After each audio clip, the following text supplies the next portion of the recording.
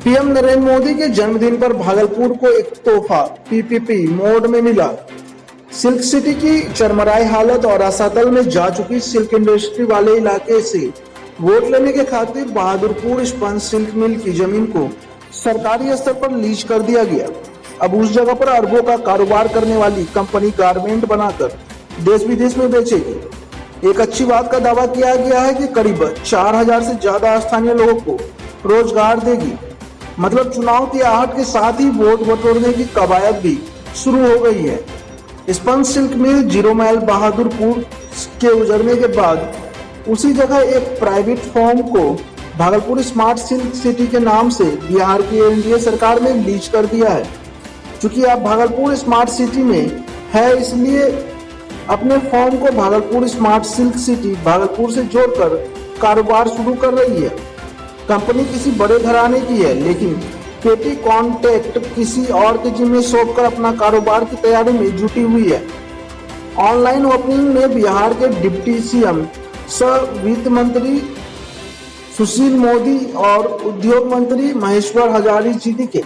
फिलहाल भागलपुर विधानसभा कांग्रेस के कब्जे में, जो पहले बीजेपी के कब्जे में थी। निजी कंपनी के अधिकारी बताते हैं कि अभी काम शुरू होने में वक्त लगेगा, लेकिन जब शुरू होगा तो रोजगार के साधन भी बढ़ेंगे। देखिए भागलपुर से संवाददाता श्यामानंद सिंह की पूरी रिपोर्ट।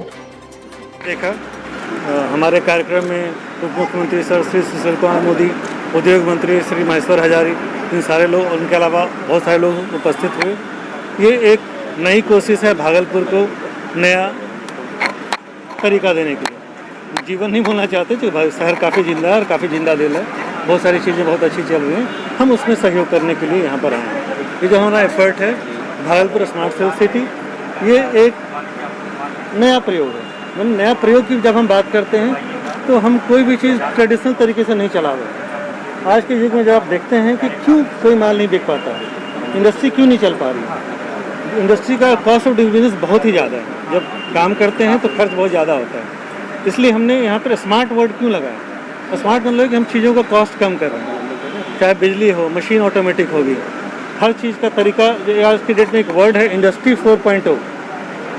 इंडस्ट्री 4.0 एक कंसेप्ट है जिसमें कि आप सारी चीज़ों को इस ढंग से इम्प्लीमेंट करते हैं कि बिजनेस का कॉस्ट कम हो जाए, और तो जब लागत कम होगा तो फिर ज़्यादा माल बेच पाएंगे, प्रॉफिटेबिलिटी बढ़ेगी।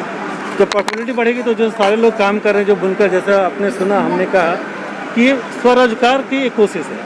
तो सिर्फ ये कोशिश नहीं कि हम आए और 4000 लोगों को एम्प्लॉय बना दिए। हमारी कोशिश है कि हम 10,000 लोगों को, 20,000 लोगों को समय के साथ उनको स्वरोजगार के लिए तैयार करा पाए, उनका खुद का रोजगार है। वो अपना भवन तैयार हो जाएगा। भवन तैयार होने में तो समय लगेगा। इसके दो हिस्से हैं। एक तो जो अभी एग्जिस्टिंग बिल्डिंग है, इसको हम लोग ठीक करने की कोशिश कर रहे हैं ताकि जल्दी से काम शुरू किया। जब मैं यहाँ पे आ रहा हूँ तो हर बार एक ही बात सुनता हूँ, भाई कितनी जल्दी कितने लोगों को एम्प्लॉयमेंट दी जा सकती है।